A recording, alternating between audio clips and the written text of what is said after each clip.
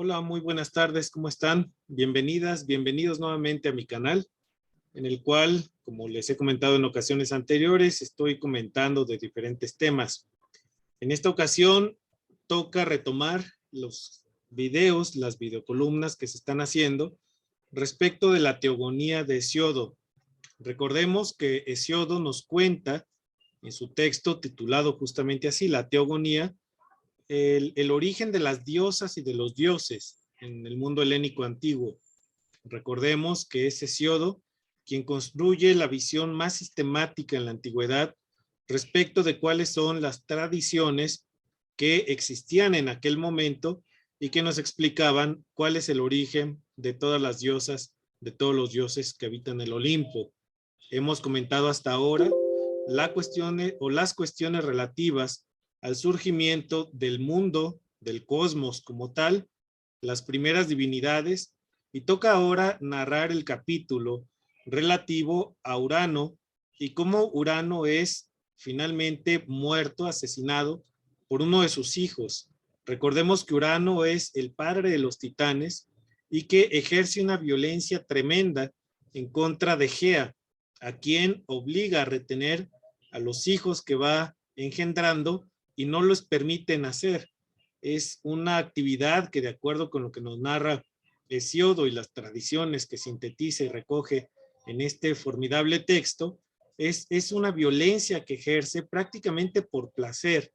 Nos dice Hesiodo que esta práctica de Urano es una práctica deliberada, es una práctica que surge de una mente retorcida finalmente, y por ello de algún modo también narra, recordemos en la videocápsula previa, cómo Cronos, que es uno de los hijos, uno de los titanes que engendra Urano con Gea, nace, pero nace con mente retorcida también él. De tal forma que cuando Urano está ejerciendo esta tremenda violencia en contra de Gea, ella se harta, nos cuenta Hesiodo, y este hartazgo que tiene Gea la lleva a maquinar un plan. Y este plan, nos dice Hesiodo, de algún modo se justifica, de algún modo tiene un asidero de justicia más que de venganza, dado que ha sido Urano quien en primer lugar o en primerísimos términos ha ejercido violencia y ha constituido esta forma malvada de ejercer violencia en contra tanto de Gea como de sus hijos. Por eso, a punto de reventar, nos dice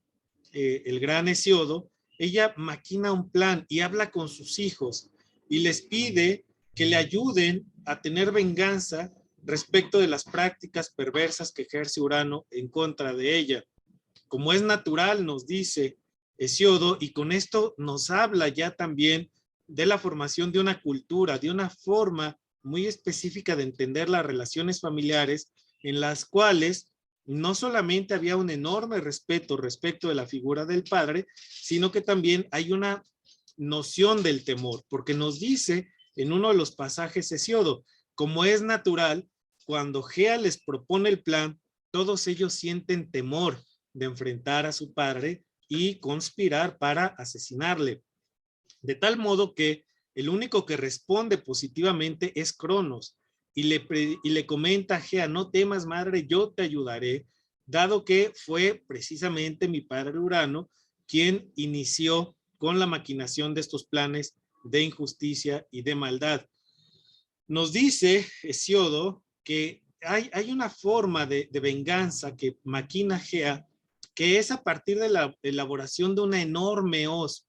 En este sentido es interesante observar que haga énfasis Hesiodo en que esta arma que fabrica Gea es muy grande, es un arma fenomenal de afilados dientes, nos dice más adelante, y que va a permitir cometer el homicidio en contra de Urano. Pero no será un homicidio que le lleve, por ejemplo, a Cronos a la decapitación. Tampoco le perforará el corazón o lo desmembrará. En realidad es una muerte bastante interesante, porque la venganza de Gea tiene que ver con que ya no ejerza más violencia para engendrarle más hijos, de tal forma que la venganza que logra Cronos es la venganza de la castración, Es interesantísimo observar entonces esta figura, no de la castración del hijo, sino del padre. El hijo sostiene a Urano, de la mano de izquierda nos dice, y con la derecha hace un corte tajante de los genitales de Urano, los cuales recoge y los lanza hacia atrás. Al lanzarlos, al deshacerse de ellos y arrojarlos hacia el enorme Ponto, nos dice Hesiodo, salpican gotas de sangre de las cuales nacen otras divinidades. Leamos un poco de lo que nos dice Hesiodo directamente en la edición de Gredos. Nos dice acá, madre, exclama Cronos, yo podría, lo prometo, realizar dicha empresa, ya que no siento piedad por nuestro abominable padre, pues él fue el primero en maquinar odiosas acciones. Así habló, la monstruosa Gea se alegró mucho en su corazón y le apostó secretamente una emboscada. Puso en sus manos una hoz de agudos dientes y disimuló perfectamente la trampa. Más adelante, justamente hablando de este fenómeno, de este evento de la castración, violentísima imagen que nos da Hesiodo respecto de este pasaje, nos dice textualmente, no en vano escaparon aquellos de su mano, refiriéndose a los genitales de Urano, pues cuantas gotas de sangre salpicaron, todas las recogió Gea, y al completarse un año, dio a luz a las poderosas erinias. Fíjense qué importante y qué interesante que la castración, para evitar ser preñada directamente por Urano y seguir sufriendo su violencia, en este segundo momento ya no es teniendo a Urano yaciendo sobre ella, sino de las gotas de los genitales que han sido arrancados con el corte de la hoz que le produce el hijo Cronos. De tal forma que nos dice,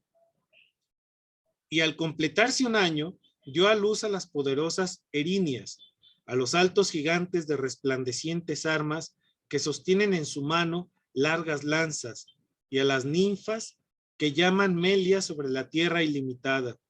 En cuanto a los genitales, desde el preciso instante en que los cercenó con el acero y los arrojó lejos del continente en el tempestuoso Ponto, fueron luego llevados por el piélago durante mucho tiempo. A su alrededor surgía del miembro inmortal una blanca espuma y en medio de ella nació una doncella. Con tremenda elegancia nos está anunciando aquí Hesiodo el mito del surgimiento de una de las grandes diosas, una de las más potentes del panteón griego, que nace directamente de los genitales inmortales, nos dice de Urano, y que no será otra sino la celestial, la magnífica Afrodita, que después de un tiempo emergerá de la espuma del mar y nacerá, al igual que lo haría su antítesis, Atena, siendo ya adulta, pero ella naciendo desnuda y llegando a las costas en las cuales es recibida por otras deidades. Esta narración, esta violenta castración del padre, nos recuerda los mitos que van a irse perfeccionando, que van a ir tomando cada vez mayor complejidad y que llegarán en algún momento a la gran tragedia de los griegos, por ejemplo en Esquilo y en otros más, y por ejemplo, desde luego pensando sin duda alguna en la gran tragedia de Edipo. Hesiodo nos anticipa ya cómo están estas mediaciones culturales de la prohibición del incesto, pero también de la confrontación del hijo con la figura del padre. Un hijo que naturalmente, insistiré, nos dice Hesiodo, le teme a su padre, pero en el caso de Cronos, de mente retorcida, es capaz de enfrentar y confrontar a su padre, que tiene también malévolos y perversos planes siempre en contra de su madre y de sus hermanos, los titanes. Hasta aquí la narración de hoy y el comentario respecto de Hesiodo. No olviden, por favor, suscribirse al canal para recibir las notificaciones de estas y otras temáticas que estoy abordando. Muy buenas tardes. Gracias por la atención.